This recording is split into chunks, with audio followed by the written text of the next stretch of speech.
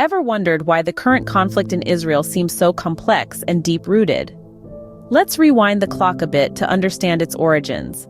The creation of Israel in 1948 was marked by joy for some and sorrow for others, particularly the Palestinians who were displaced from their homes.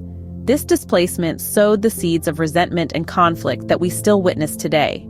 In the years that followed, a series of wars and peace treaties, like the Six-Day War and the Oslo Accords, further complicated the situation, leaving behind a convoluted map of territories and a tangled web of issues. But one thing remained constant throughout: the role of Hamas. Emerging in the late 80s, Hamas adopted a policy of armed resistance that often led to an escalation of violence. Their tactics, such as rocket attacks and suicide bombings, have been widely condemned, but they continue to fuel the cycle of hostility. However, the Israel-Palestine conflict isn't just a territorial dispute. It's a clash of national identities, a fight for self-determination, and a struggle for power.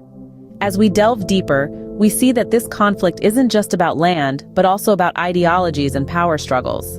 Fast forward to recent times, the situation hasn't calmed down but has rather intensified.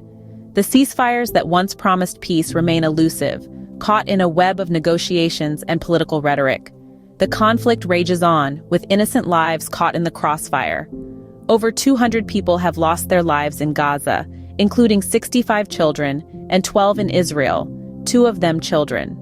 In the midst of these tragic circumstances, the role of Hamas in escalating the situation cannot be overlooked. This militant group continues to launch rocket attacks, causing injuries and extensive damage in Israel. Their defiance has led to the destruction of buildings and the displacement of Palestinians in Gaza.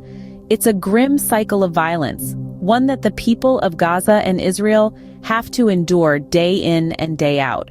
On the other side of this conflict, Israel remains steadfast in its mission to protect its citizens. Despite the international outcry and the pressure to de-escalate, Israel states that it will continue its operations until its objective is achieved. This conflict has also spilled over to the streets, resulting in violence between Jews and Arabs in Israeli cities and in the occupied West Bank. It's a tense situation, one that's reminiscent of the unrest that led to the Second Intifada back in 2000.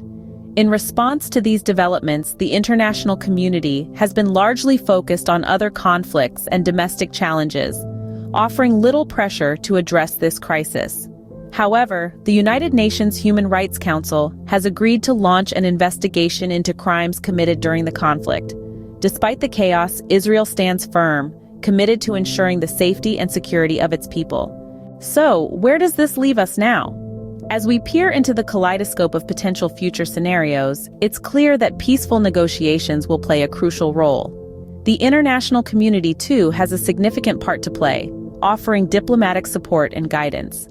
Yet one of the most decisive steps lies in the hands of Hamas. To truly pave the way for peace, renouncing violence is not just important, it's essential. While the road to peace may be long and arduous, the hope for a safer, more secure Israel remains strong.